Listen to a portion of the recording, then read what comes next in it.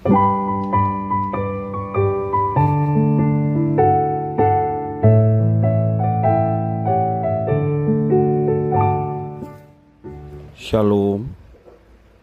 Devosi 2 Raja-Raja pasal 5 ayat 1-10, demikian firman Tuhan.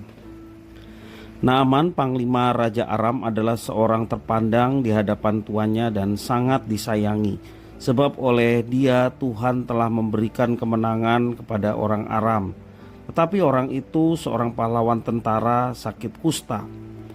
Orang Aram pernah keluar bergerombolan dan membawa tertawan seorang anak perempuan dari negeri Israel. Ia menjadi pelayan pada istri Naaman. Berkatalah gadis itu kepada nyonyanya, "Sekiranya tuanku menghadap nabi yang di Samaria itu, maka tentulah nabi itu akan menyembuhkan dia dari penyakitnya." Lalu pergilah Naaman memberitahukan kepada tuannya, katanya, "Beginilah dikatakan oleh gadis yang dari negeri Israel itu." Maka jawab Raja Aram, "Baik, pergilah, dan aku akan mengirim surat kepada Raja Israel." Lalu pergilah Naaman dan membawa sebagai persembahan 10 talenta perak dan 6.000 shikal emas dan 10 potong pakaian. Ia menyampaikan surat itu kepada Raja Israel yang berbunyi, "Sesampainya surat ini kepadamu, maklumkanlah kiranya bahwa aku menyuruh kepadamu Naaman pegawaiku, supaya engkau menyembuhkan dia dari penyakit kustanya." Segera sesudah Raja Israel membaca surat itu, dikoyakkannyalah pakaiannya serta berkata, "Alahkah aku ini yang dapat mematikan dan menghidupkan, sehingga orang ini mengirim pesan kepadaku supaya kusembuhkan seorang dari penyakit kustanya? Tetapi sesungguhnya perhatikanlah dan lihatlah, ia mencari gara-gara terhadap aku."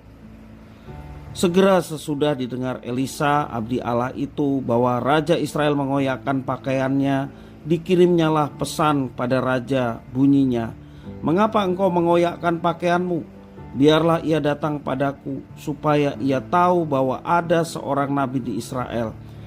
Kemudian datanglah Naaman dengan kudanya dan keretanya, lalu berhenti di depan pintu rumah Elisa.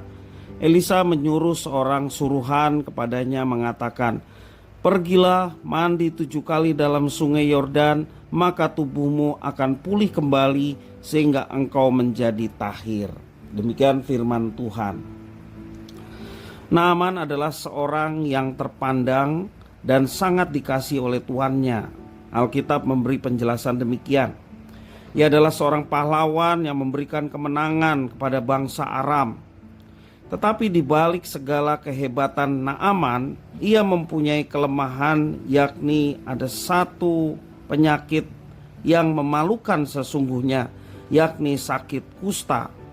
Ini adalah penyakit yang menular dan dapat membuat dirinya dikucilkan, bahkan bisa mengancam nyawanya.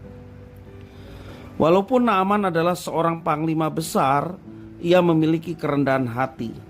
Ia mau mendengarkan saran dari pelayan istrinya untuk pergi ke Israel dan menemui nabi yang tentunya dapat menyembuhkan penyakitnya. Ia percaya dan tidak memandang remeh informasi tersebut, padahal datangnya dari seorang pelayan, anak kecil pula. Kerendahan hatinya juga terlihat saat ia berada di rumah Elisa. Saat itu Elisa tidak keluar untuk menemui dan menyambut kedatangan Naaman. Ia hanya menyuruh seorang bujangnya untuk menyampaikan pesan kepada Naaman. Lalu kerendahan hati Naaman benar-benar sangat diuji lewat jalan yang harus ditempuh agar mendapatkan kesembuhan. Elisa menyuruhnya untuk membenamkan diri di sungai Yordan sebanyak 7 kali. Mengapa harus sungai Yordan? Padahal lebih banyak sungai yang airnya lebih baik. Ia berpikir mungkin Elisa tidak tahu siapa dirinya.